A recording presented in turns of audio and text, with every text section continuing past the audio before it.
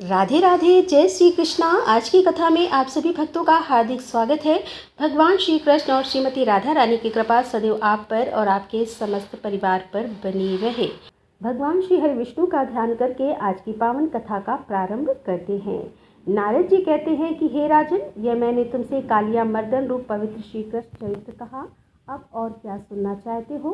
तब बहुलाशव बोले कि हे देवऋषि, जैसे देवता अमृत पीकर तथा भ्रमर कमल कणिका का रस लेकर तृप्त नहीं होते, उसी प्रकार श्री कृष्ण की कथा सुनकर कोई भी भक्त तृप्त नहीं होता, वो उसे अधिकाधिक सुनना ही चाहता है। जब शिशु रूपधारी परमात्मा श्री कृष्ण रास करने के लिए भांडीर बन गए और उनका वह लघु रूप देखकर श्री राधा मन ही मन खेद करने लगी, तब देववाणी ने कहा कि हे कल्याणी, सोच न करो, मनोहर वृंदावन में महात्मा श्री कृष्ण के द्वारा तुम्हारा मनोरथ पूर्ण होगा। देववाणी द्वारा इस प्रकार कहा गया, यह मनोरथ का महासागर किस तरह पूर्ण हुआ और उस मनोहर वृंदावन में भगवान श्री कृष्ण किस रूप में प्रकट हुए। उस वृंदा विपिन में साक्षात परिपूर्णम तम भगवान ने श्री राधा के साथ मनोहर रासक्रीड़ा किस प्रकार की।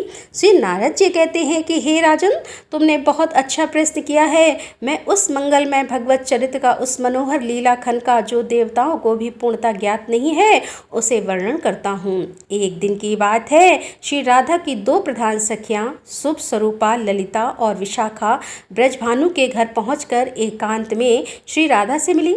सखियाँ बोली कि हे राधे, तुम जिनका चिंतन करती हो और स्वतः जिनके गुण गाती रहती हो, वे प्रतिदिन ग्वाल बालों के साथ ब्रजभानपुर में आते हैं। हे राधे, तुम्हें रात के पिछले पहर में जब वे गौचारण के लिए निकलते हैं, उनका दर्शन करना चाहिए, वे बड़े सुंदर हैं। तब श्री राधा बोली, पहले उनका मनोहर चित्र बनाकर तुम शीघ्र मुझे दिखाओ, उसके बाद मैं उनका दर्शन करूंगी, इसमें कोई संशय नहीं है।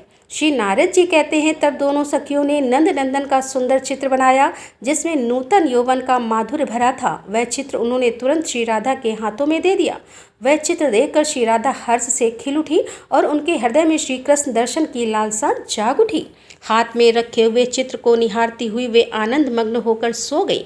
भवन में सोती हुई श्री राधा ने स्वप्न में देखा कि यमुना के किनारे भांडीर वन के एक देश में नील में किसी कांति वाले पीत पटभारी श्याम सुंदर श्री कृष्ण मेरे निकट ही नृत्य कर रहे हैं। हे विदेहराज, उसी समय श्री राधा की नींद टूट गई और वे सैया से उठकर परमात्मा श्री कृष्ण के वियोग से विवल होकर उन्हीं के कमनीय रूप का चिंतन करती हुई त्रिलोकी को त्रिवत मानने लगी। इतने में ही ब्रजेश श्री नंदनंदन अपने भवन से चलकर ब्रजभानु नगर की सकरी गली में आ गए। सखी ने तत्काल खिड़की के पास आकर श्री राधा को उनका दर्शन करवाया। उन्हें देखते ही सुंदरी श्री राधा मूर्छित हो गई। लीला से मानव शरीर धारण करने वाले माधव श्री कृष्ण भी सुंदर रूप और वैद से युक्त गुण निधि श्री ब्रजभानु नंदिनी का दर्शन करके मन ही मन उनके साथ विहार की अत्यधिक कामना करते हुए अपने भवन को लौटे। ब्रजभानु नंदी श्री राधा को इस प्रकार श्री कृष्ण वियोग से विवल तथा अतिशय काम ज्वर से संतप्त चित्त देखकर सखियों में श्रेष्ठ ललिता ने उनसे इस प्रकार कहा। ललिता ने पूछा, हे राधे, तुम क्यों इतनी विवल मूर्छित अतः बेशुद्ध और अत्यंत व्यथित हो। हे सुंदरी, यदि श्री हरि को प्राप्त करना चाहती हो तो उनके प्रति अपना स्नेह दृढ़ करो। वे इस समय त्रिलोकी के भी संपूर्ण सुख पर अधिकार किए बैठे हैं। हे सुबे, वे ही दुखा आग्नि की ज्वाला को बुझा सकते हैं। उनकी अपेक्षा पैरों से ठुकराई हुई कुम्हार के आंवे की अग्नि के समान दाह होगी। नारद जी कहते हैं कि हे राजन, ललिता की यह ललित बात सुनकर ब्रजेश्वरी श्री राधा ने आंखें खोली और अपनी उस प्रिय सखी से वे गदगद बाड़ी में यूं बोली। श्री राधा ने कहा कि हे सखी, यदि मुझे ब्रजभूषण श्याम सुंदर के चरणारविंद नहीं प्राप्त हुए तो मैं कदापि अपने शरीर को नहीं धारण करूंगी, यह मेरा निश्चय है। नारद जी कहते हैं कि हे मिथिलेश्वर, श्री राधा की यह बात सुनकर ललिता भय से विभुल हो यमुना के मनोहर तट पर श्री कृष्ण के पास गई।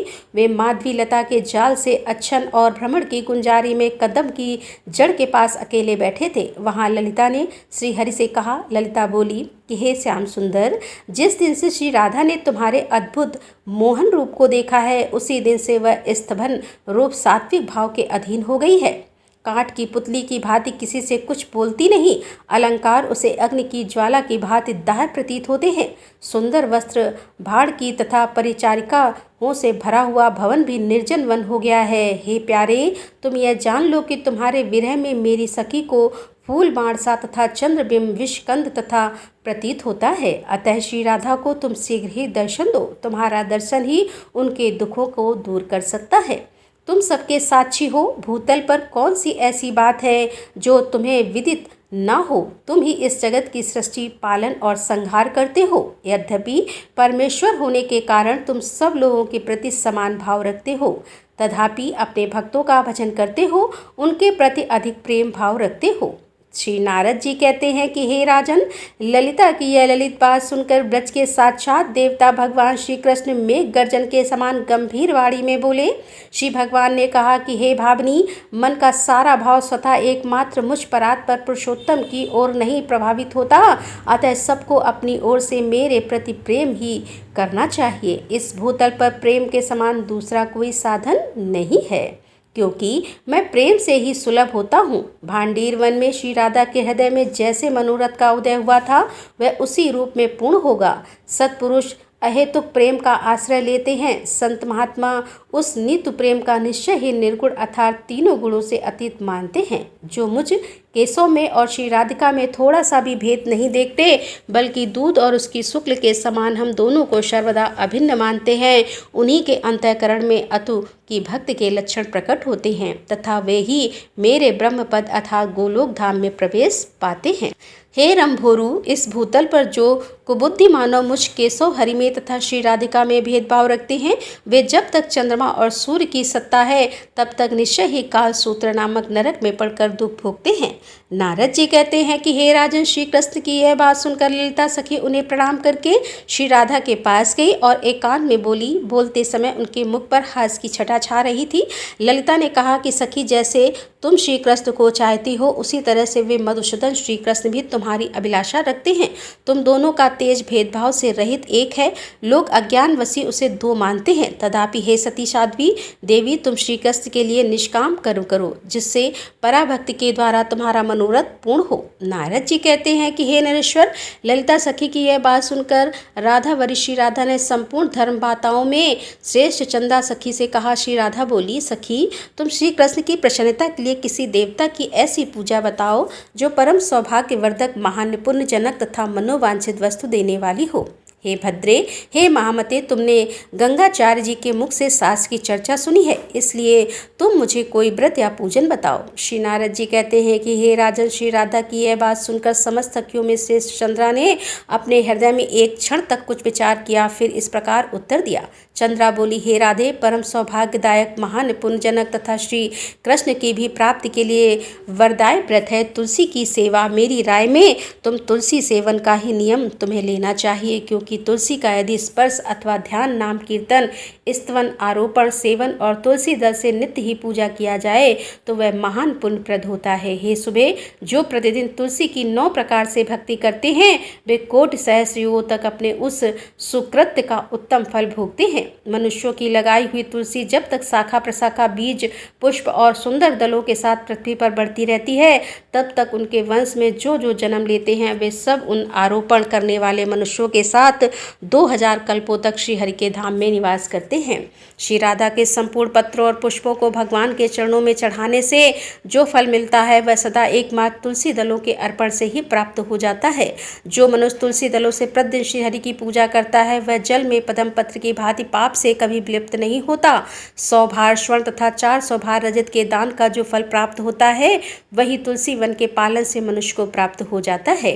हे राधे, जिसके घर में तुलसी का वन या बगीचा होता है, उसका वह घर तीर्थ रूप है। वहाँ यमराज के दूत कभी नहीं जाते। जो श्रेष्ठ मानव सर्व पाप हारी, पुण्य जनक तथा मनोवांछित वस्तु देने वाली तुलसी वन का रोपण करते हैं, वे कभी सूर्य पुत्र यम को नहीं देखते।